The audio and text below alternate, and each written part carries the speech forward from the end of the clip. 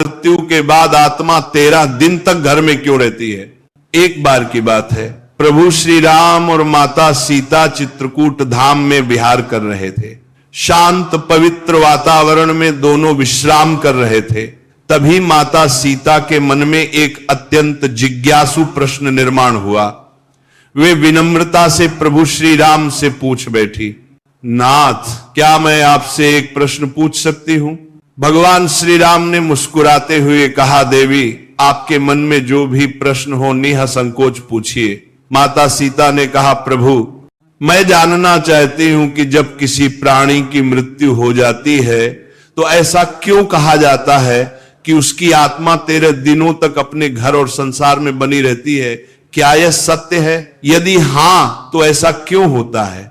वह आत्मा इन दिनों में क्या अनुभव करती है? क्या वह अपने स्नेहीजनों को देख सकती है? भगवान श्री राम गंभीर हो गए। उन्होंने कहा कि जानकी, आपने जो प्रश्न पूछा है वह केवल आपका नहीं है, यह प्रश्न समस्त संसार को मार्गदर्शन देने वाला है। इस विषय को जानना सभी के लिए आवश्यक है, क्योंकि जीवन और मृत्यु के रहस्य से अनभिज्ञ रहना अज्ञान के अंधकार में भटकने जैसा है। मैं इस रहस्य को आपको अवश्य समझाऊंगा। कहा जाता है कि मृत्यु के 24 घंटे बाद आत्मा अपने घर वापस आती है, अपने परिवार, अपने प्रियजनों और उन स्थानों को देखने जहां उसने अपना संपूर्ण जीवन व्यतीत किया है।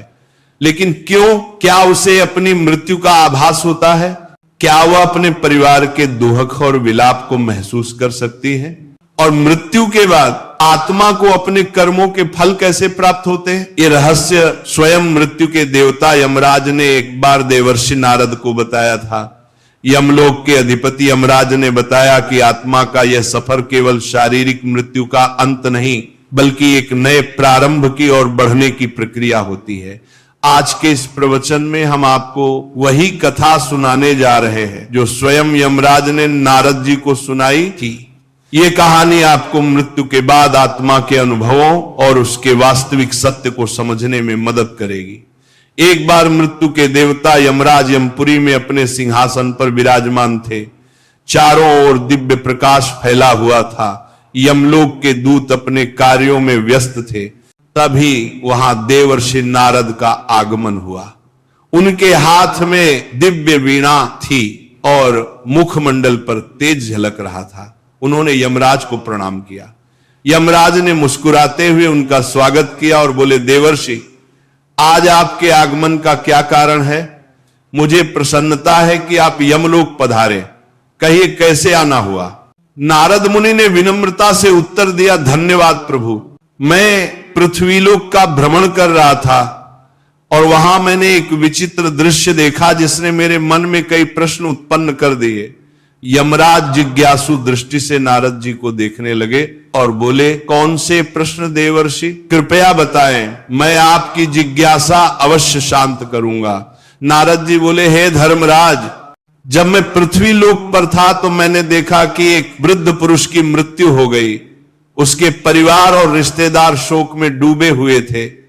वे विलाप कर रहे थे और कुछ तो विभिन्न उपाय कर रहे थे ताकि उनकी आत्मा पुनः लौट आए। इस दृश्य को देखकर मेरे मन में गहरे प्रश्न उठे। यमराज ने नारद जी की बातों को ध्यान से सुना। नारद जी आगे बोले, मृत्यु एक अटल सत्य है, लेकिन इसके बाद क्या होता है ये रहस्य बना हुआ है। मेरे मन में 2 मुख्य प्रश्न उत्पन्न हुए हैं। पहला यह कि क्या वास्तव में मृत्यु के 24 घंटे बाद आत्मा अपने घर लौटती है? दूसरा यह कि मृत्यु के बाद आत्मा का जो 13 दिनों का सफर बताया जाता है, क्या वह सच में होता है या ये केवल सुनी सुनाई बातें हैं? नारद जी की जिज्ञासा अत्यंत महत्वपूर्ण थी। यमराज कुछ क्षण मौन रहे और फिर उन्होंने गहरी सांस लेते हुए कहा, देवर्षि, ये एक गंभीर प्रश्न है और इसका उत्तर प्रत्येक मनुष्य को अवश्य जानना चाहिए। मैं तुम्हें इस रहस्य की पूरी कथा सुनाता हूं, जिसे समझने से हर जीव मृत्यु के वास्तविक स्वरूप को जान सकेगा। यमराज कहानी शुरू करते हैं। बहुत समय पहले की बात है। एक गांव का एक युवा जिसका नाम आलोक था, बचपन से ही धार्मिक प्रवृत्ति का था। वह प्रतिदिन तुलसी में जल चढ़ाता, सुबह शाम पूजा पाठ करता और सदा ईश्वर का स्मरण करता। उसके परिवार में उसके पिता, पत्नी और एक छोटा सा बच्चा था। मां का देहांत कई वर्षों पहले हो चुका था और अब उसके पिता भी लंबे समय से बीमार थे। समय बीतता गया और एक दिन उसके पिता ने भी इस संसार को छोड़ दिया। यह घटना आलोक के लिए असहनीय थी। उसने अपने पिता का विधि पूर्वक अंतिम संस्कार किया, लेकिन उसके मन में अनेकों प्रश्न उभरने लगे। मृत्यु के बाद आत्मा का क्या होता है? क्या आत्मा वास्तव में घर लौटती है? यदि हां तो क्यों? इन प्रश्नों के उत्तर खोजने के लिए वह एक आध्यात्मिक यात्रा पर निकल पड़ा। कई गांवों और जंगलों से होते हुए अंततः वह एक आश्रम पहुंचा, जहां एक तेजस्वी संत ध्यानमग्न थे। आलोक ने उनके चरणों में गिरकर पूछा, गुरुदेव, मृत्यु के बाद आत्मा का क्या होता है? क्या यह सच है कि मृत्यु के 24 घंटे बाद आत्मा अपने घर लौटती है? संत मुस्कुराए और बोले, बेटा, यदि तुम इस रहस्य को सच में समझना चाहते हो तो तुम्हें इस जंगल में और आगे बढ़ना होगा। वहां तुम्हारे सभी प्रश्नों के उत्तर तुम्हारा इंतजार कर रहे हैं। आलोक ने श्रद्धा से सिर झुकाया और कहा, गुरुदेव, मैं ये यात्रा करने के लिए तैयार हूं, कृपया मुझे मार्ग दिखाइए। गुरुजी ने आशीर्वाद दिया और कहा, इस यात्रा में तुम्हें कई अद्भुत अनुभव होंगे। रास्ते में जो घटित होगा वही तुम्हें मृत्यु और आत्मा के रहस्यों को समझने में सहायता करेगा। आलोक गुरुजी के आदेशानुसार जंगल की ओर बढ़ चला। जैसे जैसे वो आगे बढ़ा, जंगल घना और रहस्यमयी होता गया। चारों ओर अजीब अजीब आवाजें सुनाई पड़ने लगी। कहीं उल्लू बोल रहा था तो कहीं पत्तों की सरसराहट हवा के थपेड़ों से डरावनी प्रतीत हो रही थी। जंगल का ये भयंकर और डरावना रास्ता उसे डरा जरूर रहा था, लेकिन उसके मन में उठ रही जिज्ञासा कहीं अधिक बलवान थी। वह निडर होकर चलता गया और कुछ दूरी पर उसे एक विशाल पीपल का वृक्ष दिखाई दिया, लेकिन ये कोई साधारण वृक्ष नहीं था। उसकी शाखाएं सांपों की तरह लहरा रही थी और उसकी छाल पर मानो किसी का चेहरा उभर आया था। जैसे ही आलोक उसके पास पहुंचा, वह वृक्ष मानवीय स्वर में बोल उठा, हे मानव, ठहरो, कहां जा रहे हो आलोक? ये सुनकर स्तब्ध रह गया। एक वृक्ष बोल रहा था, परंतु वह घबराया नहीं। उसने हाथ जोड़कर पीपल के वृक्ष को प्रणाम किया और आदरपूर्वक बोला, हे महावृक्ष, मैं यहां मृत्यु के रहस्य को जानने आया हूं। मेरे मन में कई प्रश्न है और मैं उनके उत्तर खोजने के लिए यह यात्रा कर रहा हूं। कृपया मेरा मार्गदर्शन करें। पीपल के वृक्ष ने गंभीर स्वर में कहा, तुम्हारी जिज्ञासा योग्य है मानव। मैं तुम्हें मृत्यु के बाद की प्रथम अवस्था के बारे में बता सकता हूं, लेकिन उससे पहले तुम्हें मेरी एक पहेली का उत्तर देना होगा। यदि तुम सही उत्तर दे सके तो ही मैं तुम्हें आगे का ज्ञान दूंगा। आलोक ने श्रद्धा से सिर झुकाया और कहा, कृपया अपनी पहेली पूछिए, मैं उत्तर देने का प्रयास करूंगा। पीपल का वृक्ष थोड़ा मुस्कुराया और बोला, सुनो, ये पहेली तुम्हारे ही जीवन से जुड़ी है। जब जीवित होता हूं तब काल होता हूं, मरने के बाद मैं लाल हो जाता हूं। मुझे जितना जलाओगे मैं उतना ही बिखरता जाऊंगा। बताओ मैं कौन हूं? आलोक ने ध्यानपूर्वक सुना और सोच में पड़ गया। यह पहेली साधारण नहीं थी। वह कुछ देर तक विचार करता रहा। उसके मन में कई वस्तुओं के विचार आए, लेकिन फिर अचानक उसका ध्यान एक वस्तु की ओर गया जिसका प्रयोग वह प्रतिदिन अपने घर के हवन और पूजा में करता था। उसकी आंखों में चमक आ गई। उसने पीपल के वृक्ष की ओर देखा और आत्मविश्वास से उत्तर दिया, इसका उत्तर कोयल है। जब कोयल जीवित रहता है तो वह काला होता है, जलने के बाद वह लाल हो जाता है और धीरे धीरे बिखरकर राख में बदल जाता है। जैसे ही अरब ने यह उत्तर दिया, पीपल के वृक्ष की शाखाएं इकाई हिलने लगी। चारों ओर हवा तेजी से बहने लगी और वृक्ष ने स्वर को गंभीर करके कहा, सत्य कहा वत्स, तुमने मेरी पहेली का सही उत्तर दिया है। अब मैं तुम्हें मृत्यु के बाद की प्रथम अवस्था के बारे में बताऊंगा, ध्यानपूर्वक सुनो। पीपल के वृक्ष ने आगे कहा, बेटा, जब शरीर नष्ट हो जाता है तब आत्मा एक भ्रम की स्थिति में आ जाती है, उसे समझ ही नहीं आता कि वह मुक्त हुई है या किसी बंधन में है। यह मृत्यु के बाद के पहले 24 घंटे की सबसे रहस्यमय अवस्था होती है। आलोक ध्यान से सुन रहा था, लेकिन उसके मन में और जिज्ञासा जाग उठी। उसने हाथ जोड़कर पूछा, कृपया विस्तार से समझाइए, मृत्यु के तुरंत बाद आत्मा को क्या अनुभव होता है? पीपल ने गहरी सांस ली, मानो किसी पुरातन स्मृति को जागृत कर रहा हो, और फिर कहा, जब मृत्यु होती है तो आत्मा शरीर से अलग हो जाती है, परंतु पहले ही क्षण में आत्मा को यह समझ नहीं आता कि वह देह से मुक्त हो गई है। वह स्वयं को जीवित ही मानता है। यह ठीक वैसा ही है जैसे कोई गहरी नींद में हो और अचानक नींद टूट जाए, परंतु उसे यह भान ना हो कि वह जाग चुका है। आत्मा उसी स्थिति में भटकती रहती है। आलोक ने चकित होकर पूछा, क्या आत्मा को अपना मृत शरीर दिखाई देता है? पीपल ने कहा, हां, बहुत बार आत्मा अपने ही मृत शरीर को देखती है। वो अपने परिवार को रोते बिलखते देखती है। वो उनसे बात करने की कोशिश करती है, उन्हें छूने का प्रयास करती है, लेकिन कोई उसकी आवाज नहीं सुन सकता, कोई उसके स्पर्श को महसूस नहीं कर सकता। यह आत्मा के लिए सबसे बड़ा भ्रम और पीड़ा का क्षण होता है। इन पहले कुछ घंटों में आत्मा का सबसे अधिक मोह अपने घर परिवार से रहता है। वह अपने प्रियजनों के आसपास ही घूमती रहती है। कई आत्माएं घर में ही रुकी रहती हैं, अपने परिवार के लोगों को देखती हैं, लेकिन वे कुछ कर नहीं पाती। कभी कभी आत्मा को यह आभास भी होता है कि वो अभी भी जीवित है, उसे भूख लगती है, प्यास लगती है, लेकिन जब वह भोजन की ओर बढ़ती है तो पाती है कि वह खा नहीं सकती। जब वह अपने प्रियजनों को गले लगाने का प्रयास करती है तो पाती है कि वह उसे महसूस नहीं कर सकती। यह स्थिति आत्मा के लिए सबसे अधिक कष्टदायक होती है। आलोक की आंखों में विस्मय और करुणा दोनों झलक उठे। उसने पूछा, क्या आत्मा को अपने कर्मों का आभास होने लगता है? पीपल का स्वर और गंभीर हो गया और उसने आगे कहा, हां, जैसे जैसे समय बीतता है आत्मा को धीरे धीरे अपने कर्मों का आभास होने लगता है। यदि उसके जीवन में अच्छे कर्म थे तो उसे भीतर से शांति अनुभव होती है, लेकिन यदि उसने बुरे कर्म किए थे, किसी का दिल दुखाया था, अधर्म किया था, तो वह पीड़ा से भर उठती है। उसे अपने ही पापों का बोझ महसूस होने लगता है। कई आत्माएं इतनी अशांत होती हैं कि वे घर के भीतर ही अटक जाती हैं और उनका शरीर जलाया जाता है, तब भी वे वही भटकती रहती हैं।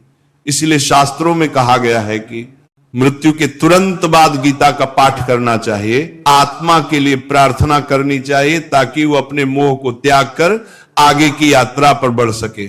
24 घंटे के भीतर आत्मा को धीरे धीरे यह समझ आने लगता है कि वो अब इस संसार में नहीं रही, लेकिन तब तक उसका मोल इतना अधिक बढ़ जाता है कि वो अपने घर वापस लौटती है। यही कारण है कि हिंदू धर्म में मृत्यु के अगले दिन घर में विशेष पूजा की जाती है, आत्मा के लिए पिंडदान किया जाता है, ताकि वह शांति से अपनी आगे की यात्रा पर जा सके। पीपल ने अपनी बात समाप्त की और कुछ क्षणों के लिए मौन हो गया। आलोक पूरी तरह स्तब्ध था। उसे अब समझ आ रहा था कि मृत्यु केवल एक अंत नहीं, बल्कि एक नई यात्रा की शुरुआत होती है। उसने आदर पूर्वक पीपल को प्रणाम किया और कहा, ज्ञानी, आपने जो ज्ञान दिया वह मेरे लिए अमूल्य है। अब मैं जानना चाहता हूं कि मृत्यु के बाद आत्मा की आगे की यात्रा कैसी होती है। कृपया मुझे आगे का मार्गदर्शन दें। पीपल ने मुस्कुराकर कहा, वत्स, यदि तुम सच में मृत्यु का रहस्य समझना चाहते हो तो तुम्हें और आगे जाना होगा। वहां तुम्हें और भी गहरी सत्य का ज्ञान होगा। आलोक ने सिर झुकाया और आलोक अपनी यात्रा में आगे बढ़ता गया। जंगल गहरा होता जा रहा था। पक्षियों की आवाजें धीरे धीरे कम होती जा रही थी और चारों ओर एक रहस्यमय शांति छा गई थी। तभी उसे एक विशाल काले रंग का कौवा दिखाई दिया। वह कौवा आम पक्षियों से कहीं बड़ा और अद्भुत था। उसकी आंखें जलती हुई अंगारों जैसी प्रतीत हो रही थी और उसके पंखों से एक दिव्य आभा निकल रही थी। आलोक कौवे के पास गया और हाथ जोड़कर प्रणाम किया। कौवा अपनी भारी और गंभीर आवाज में बोला, वत्स, तुम कौन हो और इस गहरे जंगल में क्या कर रहे हो? आलोक ने सर झुकाकर उत्तर दिया, यह दिव्य पक्षी, मैं मृत्यु के रहस्यों को जानने के लिए इस यात्रा पर निकला हूं। मैंने अब तक ये जाना कि मृत्यु के तुरंत बाद आत्मा भ्रमित रहती है, लेकिन मैं ये समझना चाहता हूं कि 24 घंटे बाद आत्मा अपने घर क्यों लौटती है। सुगम ने गहरी सांस ली और कहा, मैं तुम्हें यह उत्तर दूंगा, लेकिन पहले तुम्हें मेरी एक पहेली का उत्तर देना होगा। यदि तुम इसका सही उत्तर दे सके तभी मैं तुम्हें मृत्यु के इस रहस्य का ज्ञान दूंगा। आलोक ने उत्सुकता से सर हिलाया। पूछिए प्रभु, सुगम ने गंभीर स्वर में पूछा। हे मनुष्य, संसार में हर कोई कुछ ना कुछ संजोता है, हर कोई किसी चीज से बंधा होता है। मुझे बताओ, मनुष्य के जीवन का सबसे बड़ा बंधन कौन सा है? आलोक कुछ क्षण के लिए सोच में पल गया। उसके मन में कई विचार आने लगे, धन, परिवार, इच्छाएं, शरीर, लेकिन कौन सा सबसे बड़ा बंधन है? कुछ देर चिंतन करने के बाद उसने उत्तर दिया, मोह मनुष्य का सबसे बड़ा बंधन मोह है। वह अपने परिवार, धन, शरीर और भावनाओं के मोह में बंधा रहता है और यही बंधन उसे जन्म जन्मांतर तक भटकाता है। सुगम मुस्कुराया और सिर हिलाया। तुमने बिल्कुल सही उत्तर दिया वत्स। अब मैं तुम्हें मृत्यु के 24 घंटे बाद आत्मा के घर लौटने का रहस्य समझाऊंगा। सुगम ने आसमान की ओर देखा और गहरी आवाज में कहा, मृत्यु के बाद जब आत्मा शरीर छोड़ती है तो वह कुछ क्षणों तक मुक्त महसूस करती है, लेकिन जैसे जैसे समय बीतता है उसके भीतर एक हलचल शुरू हो जाती है। यह हलचल उसके मन के कारण होती है। आत्मा को अपने घर, अपने परिवार, अपने प्रियजनों की याद सताने लगती है। आलोक ध्यान से सुन रहा था। सुगम ने आगे कहा, जब शरीर जलता है तो आत्मा वहां से अलग तो हो जाती है, लेकिन उसका मोह समाप्त नहीं होता। वह अपने प्रियजनों को रोते हुए देखती है, अपने घर में अपने बच्चों और पत्नी को अकेला महसूस करती है। उसे लगता है कि वह अभी भी उनके पास जा सकती है, उन्हें सांत्वना दे सकती है, लेकिन जैसे ही वह कोशिश करती है उसे एहसास होता है कि कोई उसे देख नहीं सकता, कोई उसे सुन नहीं सकता। आलोक ने आश्चर्य से पूछा, तो क्या आत्मा दुखी होती है? सुगम गंभीर स्वर में बोला, आत्मा बहुत दुखी होती है। वह अपने प्रियजनों को पुकारती है, अपने बच्चे के सर पर हाथ फेरना चाहती है, अपने घर में घूमना चाहती है, लेकिन वह केवल एक छाया बनकर रह जाती है। यह उसकी सबसे बड़ी पीड़ा होती है। यही कारण है कि हिंदू धर्म में मृत्यु के बाद विशेष कर्मकांड किए जाते हैं।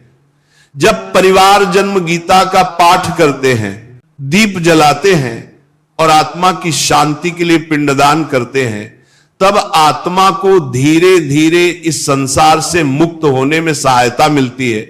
आलोक की आंखें नम हो गई थी। उसने धीमे स्वर में पूछा, तो क्या आत्मा हमेशा के लिए अपने घर ही रहती है? सुगम ने उत्तर दिया नहीं, लेकिन जो आत्माएं अपने जीवन में बहुत अधिक मोह में बंधी रहती हैं, वे अधिक समय तक भटकती रहती हैं। वे अपने परिवार, अपनी इच्छाओं, अपने अधूरे कार्यों को लेकर परेशान रहती हैं। उन्हें यह स्वीकार करने में समय लगता है कि अब वे इस संसार का हिस्सा नहीं रही। यही कारण है कि मृत्यु के बाद परिवार को आत्मा की शांति के लिए कर्मकांड करने चाहिए, ताकि आत्मा इस मोह से मुक्त हो सके और अपनी आगे की यात्रा कर सके। सुगम ने आलोक को देखा और कहा, अब तुम जान चुके हो कि आत्मा मृत्यु के 24 घंटे बाद अपने घर क्यों लौटती है। यह मोह ही आत्मा को खींचकर वापस ले आता है। लेकिन अब तुम्हें आगे की यात्रा करनी होगी, क्योंकि अभी भी बहुत से रहस्य बाकी हैं।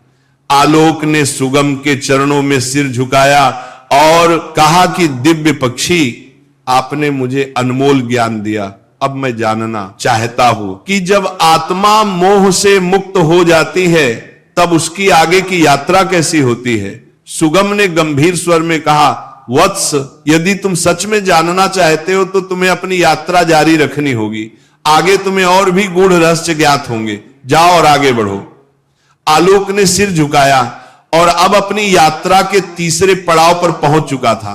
जंगल का घनत्व तो थोड़ा कम होने लगा था और वातावरण में एक अलौकिक शांति थी। पक्षियों का मधुर गान, मंद मंद बहती हवा और चारों ओर हरी भरी भूमि, यह स्थान किसी दिव्य लोक का आभास करा रहा था। तभी उसकी दृष्टि सामने खड़ी एक अद्भुत गोमाता पर पड़ी। यह कोई साधारण गाय नहीं थी। इसके शरीर से एक दिव्य प्रकाश निकल रहा था और इसकी आंखों में गहरी करुणा तथा ज्ञान की झलक थी। आलोक ने श्रद्धा से झुककर गौ माता को प्रणाम किया। गौ माता ने स्नेह से उसे देखा और कहा, वत्स, मैं जानती हूं कि तुम मृत्यु के रहस्यों को जानने के लिए इस यात्रा पर निकले हो। मैं तुम्हें आगे का ज्ञान दूंगी, लेकिन पहले तुम्हें मेरी एक पहेली का उत्तर देना होगा। आलोक ने श्रद्धा से सिर झुकाया और कहा, हे मां, कृपया मुझसे पूछिए। गौ माता ने मधुर किंतु गंभीर स्वर में पूछा। मनुष्य अपने जीवन में कई चीजों को संजोता है, धन, परिवार, प्रतिष्ठा, ज्ञान, लेकिन बताओ उसके लिए सबसे महत्वपूर्ण संपत्ति कौन सी है जो मृत्यु के बाद भी उसके साथ जाती है? आलोक गहरे चिंतन में पड़ गया। वह सोचने लगा, धन